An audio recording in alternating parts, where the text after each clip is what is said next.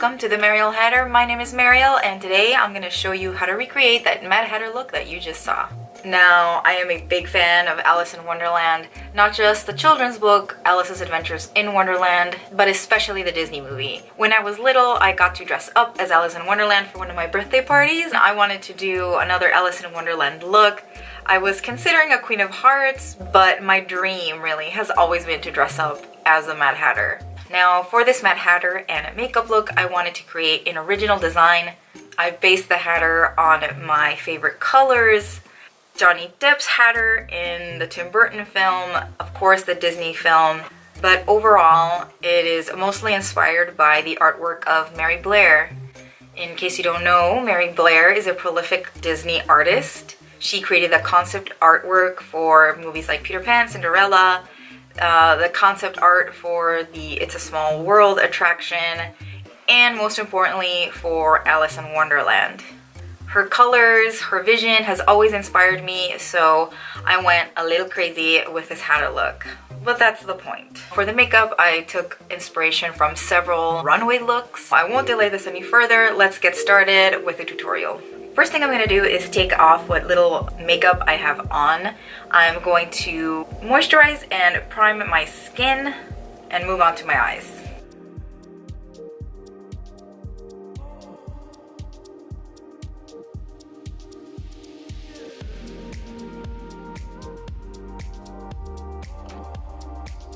The first step to this look is going to be to cover up our eyebrows. I'm going to use a regular washable school glue stick that you can find in any store. Now, I'm not going to show you the brand I'm using because I never really thought of school supplies being cruelty-free and vegan or not. So I'm just gonna err on the side of caution and just recommend that you use a glue stick that you feel comfortable using. I'm going to use a metal spatula and a spoolie to apply. Make sure you're not using glue that is too old because it's just going to make the application way more difficult.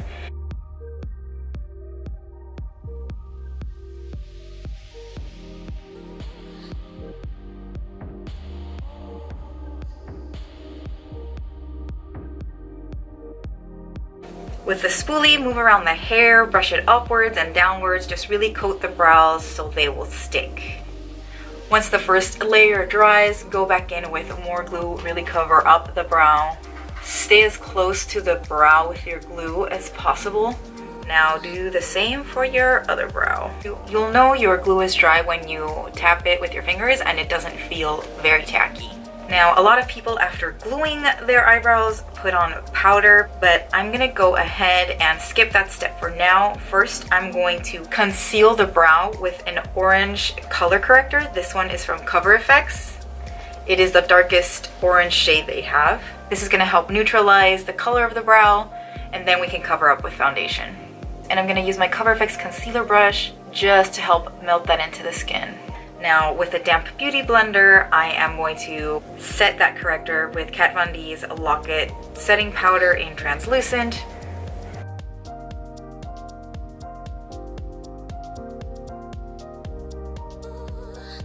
Now on top of that, I'm going to put on a thick layer of a light concealer. This is Cover FX Cover Click Concealer in G30. Now on camera, my brows look pretty bald, but you can still see hair texture underneath all that concealer, so don't be worried if you think you're doing it wrong. Now that you've covered up your brows to the best of your abilities, take your damp beauty blender once more and set with more powder. Next, I'm going to cover up a little bit of my under eye with Cover FX's Peach Concealer. It is a lighter shade of orange concealer. I do have a tint of blue that needs to be neutralized. Now I'm going to take my Cover FX liquid foundation brush and my Kat Von D Lock-It foundation in 45 medium, and I'm going to put that all over my face. Kat's foundation dries real fast, so be sure to work in sections. Be careful when you go around your eyes and just lightly apply it over the brow. Do the same for your under eye. The first thing I'm going to do is take my Xenon eyeshadow by Melt Cosmetics and this Just Browsing MOTD brush to map out where my eyeshadow is going to go. Now we're going to cover up that blank space we left on our lids with my Nabla Morning Glory Creme Shadow.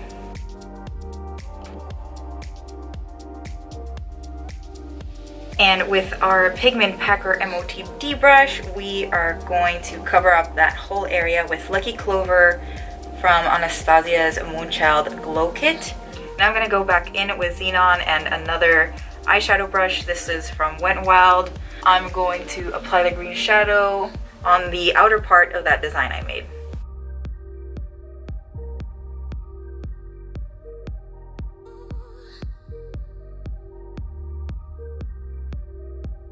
Now I'm taking the thinnest angle brush I have, which is Anastasia's 7B brush, and Makeup Geek's Dirty Martini to create some dimension. Now I'm going to grab my Pencil Me In brush and that same Dirty Martini shade to create some shadows. And here's a close-up so you can see the shapes that I'm creating with the shadows. Now I'm going to take my trusty sticky note and create a wing. And notice that the deep green eyeshadow created an eyebrow for me. Now that I have the base eyeshadows done on one eye, I'm just going to zip through the other eye. I'll be right back. Alright, both eyes are done. Now that I'm seeing myself in the camera, I think this green isn't deep enough. I'm going to grab a little bit of blue eyeshadow and deepen it a little bit further in some certain areas. The only dark blue eyeshadow I have on me right now on my desk is Ministry and Vestiment from the Kat Von D Saint and Sinner palette. So all I'm going to do is blend these just a little with my Just Browsing MOTD brush and just deepen some areas a little bit.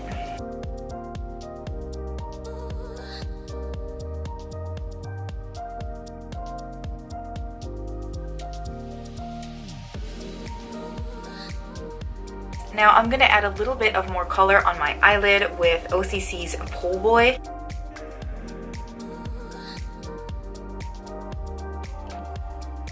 And I'm going to top that off with Acid Mermaid by Johnny Concert Cosmetics.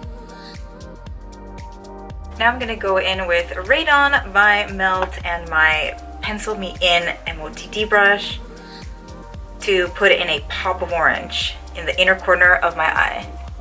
Now I'm going to take a fluffy eyeshadow brush to blend that out a little bit and to carefully marry it into the green eyeshadow. Now I'm going to mix Absolution and Heaven from Kat Satan Sinner palette to create some more highlights. Now that all of our eyeshadow work is done, we are going to move on to the fun part. Crystals. I bought a variety of Swarovski crystals at Michael's.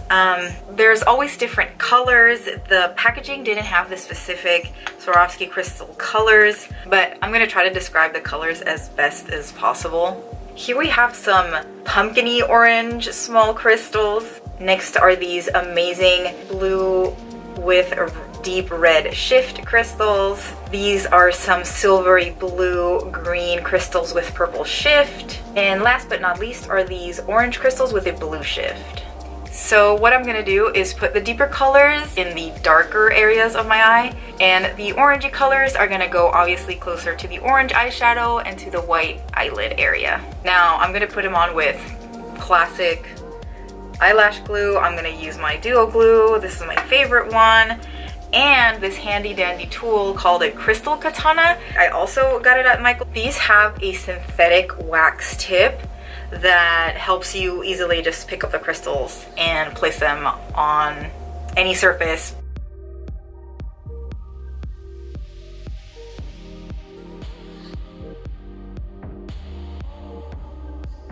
Alright guys, so you get the point. I'm going to fast forward and do my other eye. All my crystals are on. I think I may add more later on once I put on my lashes and my wig, but for now this is a good start. I'm gonna let the glue dry really well while I work on the rest of my face.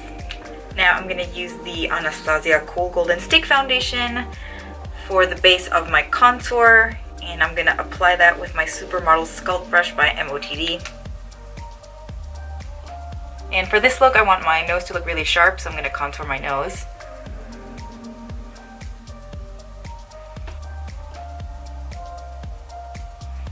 This is gonna look way more noticeable when I put powder on top. Now I'm gonna take the Kat Von D Lock It Concealer Creme in Whiteout to create some highlights.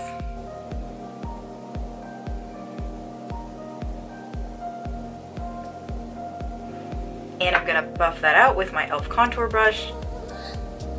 And I'm also gonna apply that to some high points on my face.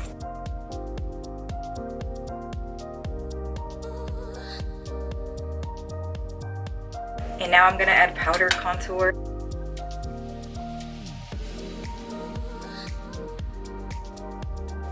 Now I'm gonna put on Delicate Rouge in Raspberry by Besame Cosmetics.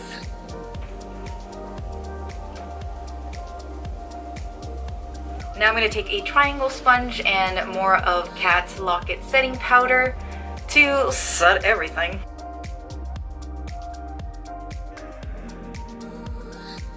Alright, I'm going to let that set in for a bit while I put on my lashes.